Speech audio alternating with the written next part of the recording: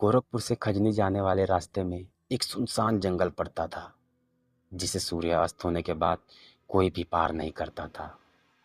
वहाँ के लोगों का कहना था कि वहाँ बहुत ही ज़्यादा शैतानी शक्तियाँ हैं, इसलिए वहाँ रात के टाइम जो भी गया है वह कभी वापस नहीं आया। कुछ साल पहले की बात है, रात का समय था। उस सुनसान जंगल में रात ने अपनी काली चादर ओढ़ ली थी। दूर दूर तक कोई भी नजर नहीं आ रहा था, लेकिन उस अंधेरे में सूरज उस जंगल को पार करने में लगा था। सूरज को देखकर ऐसा लग रहा था कि वह बहुत ही ज़्यादा परेशान है। उस जंगल के बारे में वह अच्छे से जानता था कि सूर्य अस्त होने के बाद वहाँ कोई भी आता जाता नहीं है, पर फिर भी वह वहाँ जाता है। जंगल के आखिरी किनारे पर एक नदी बह रही थी। उस नदी को पार करते ही खजनी शुरू हो जाता है। उस नदी के किनारे एक झोपड़ी बनी थी, जिस पर बड़े बड़े अक्षरों में लिखा था, वशीकरण बाबा।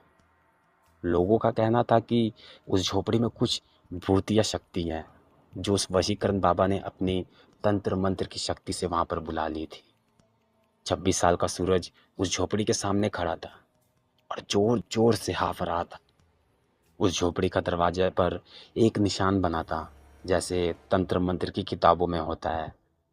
सूरज हिम्मत जुटाकर उस झोपड़ी का दरवाजा खोलता है और अंदर चला जाता है। अंदर उसे एक अजीब सा बाबा दिखता है, जो कि कुछ हड्डियों को पूरा कर रहा होता है।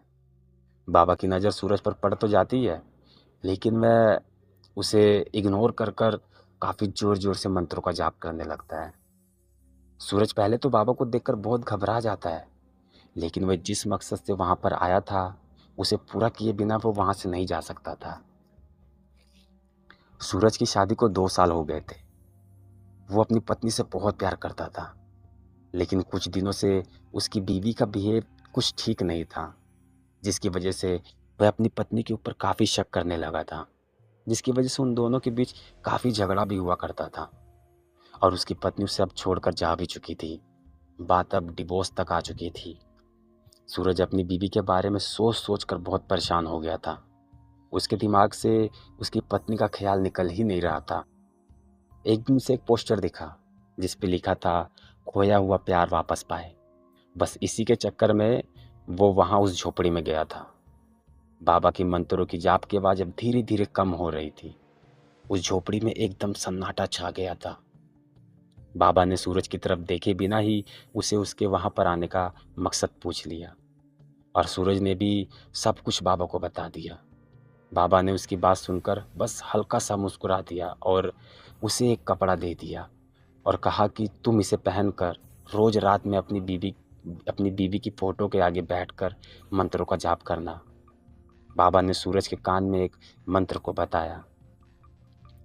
अब सूरज जंगल के रास्ते वापस आने लगा। सूरज बाबा की बात को सोच ही रहा था कि उसे ऐसा लगे कि शायद कोई उसका पीछा कर रहा है, लेकिन जब उसने पीछे पलटकर देखा तो कोई भी नहीं था। सूरज बहुत डर जाता है।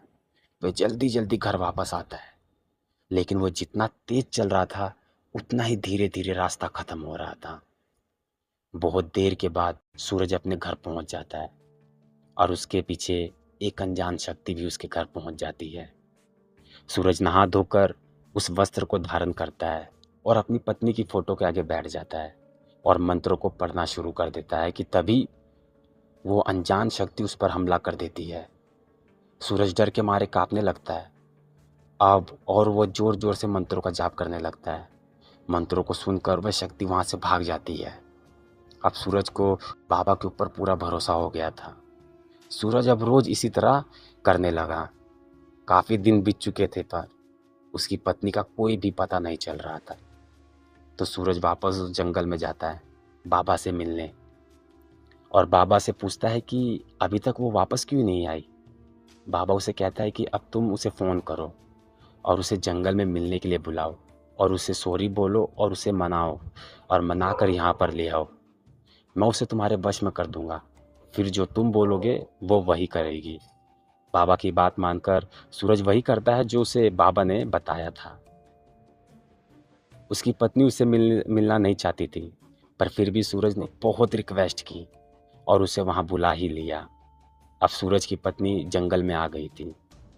सूरज ने अपनी पत्नी से माफ़ी मांगी और उसे कहा कि आगे से ऐसा कभी नहीं करूँगा। उसकी पत्नी भी अब उसकी बात मान लेती है और वो फिर से साथ रहने के लिए तैयार हो जाती है।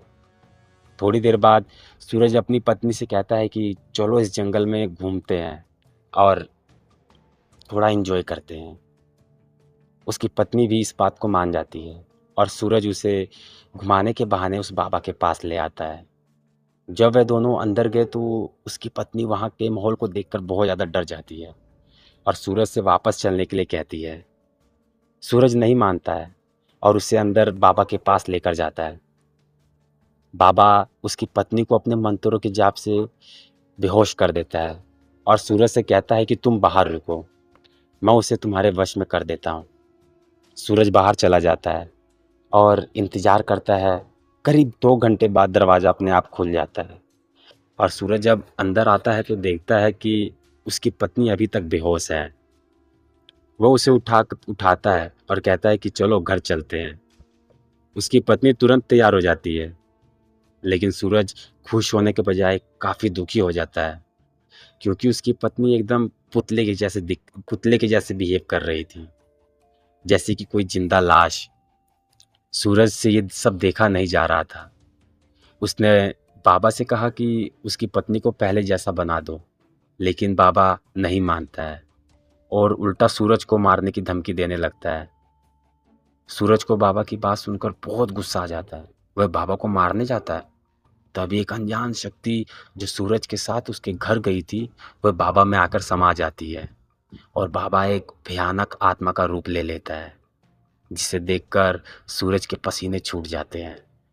सूरज समझ जाता है कि अब उसका बचना बहुत ज़्यादा मुश्किल है। सूरज बहुत चिल्लाता चीखता है, पर उसकी आवाज़ सुनने वाला वहाँ पर कोई भी नहीं था। देखते ही देखते वह बाबा सूरज के ऊपर हमला कर देता है और उसे वहीं मार देता है और उसकी भी आत्मा को कैद कर लेता है, जैसे उसकी पत्नी की आत्मा को कैद की थी, और उसकी लाश को जंगल में फेंक देता है। कुछ दिनों बाद पुलिस को जंगल से 2 लाश मिलती है और वो लाश सूरज और उसकी पत्नी की थी। और इसी के साथ दोस्तों ये कहानी भी यहीं पर ख़त्म हो जाती है। तो दोस्तों मुझे प्लीज़ कमेंट कर कर बताना आप लोग को कहानी कैसी लगी, और थोड़ी बहुत मिस्टेक के लिए दोस्तों सॉरी। और प्लीज़ दोस्तों अगर चैनल पर नए हो तो हमारे चैनल को सब्सक्राइब ज़रूर करें। वीडियो को पूरा देखने के लिए थैंक यू।